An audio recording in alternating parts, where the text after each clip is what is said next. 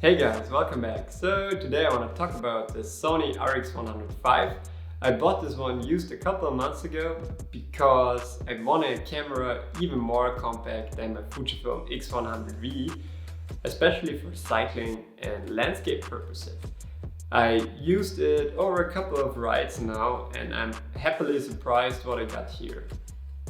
I have to mention, this is not a review.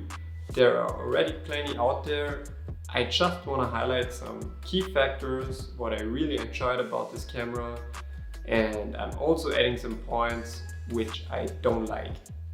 This camera was released in 2016 and gets pretty old in terms of tech age. It has a 20 megapixel 1-inch sensor with a 24-70 f1.8 to 2.8 zoom lens with 24 frames per second, burst shooting, fast autofocus performance, and 4K video capture. Number one, what let me get this camera, especially was the size. This camera is small enough to fit easily in every jacket and also in my cycling jersey. It also features a viewfinder, which is very helpful when it's too bright to see the screen or if you want to check on the photos. It also has plenty of controls, which takes some time to get used to it. The camera is well built, but it's very slippery in the front. So a little bit of a bigger grip or a rubber in the back would be better.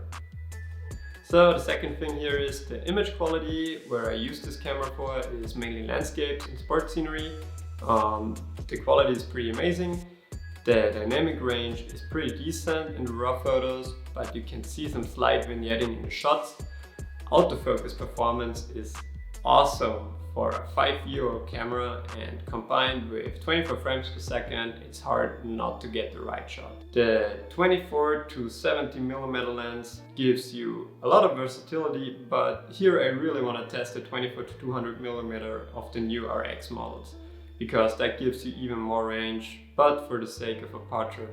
Since I'm using this cam mostly in bright daylight, I could get rid of the aperture benefits of this model and rather have more range. I have to admit, I don't like this cam for people photography.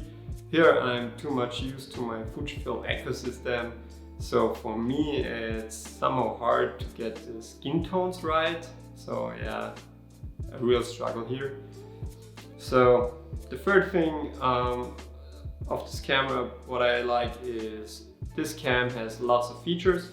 Want to shoot the vlog, easy, flip the screen, shoot 4K video with awesome face tracking.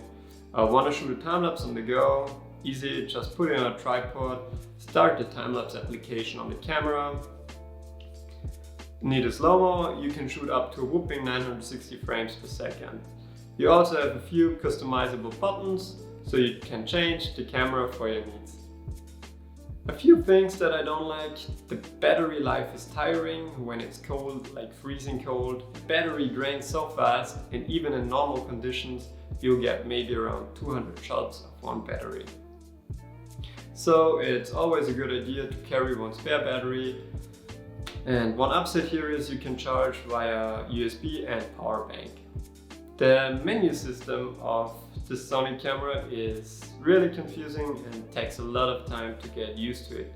So if you want to change your settings fast, it's almost impossible. As a conclusion, I really like this camera as a point and shoot kind of camera, since it's just too annoying for me to quickly change the settings of this cam and it's just too fiddling.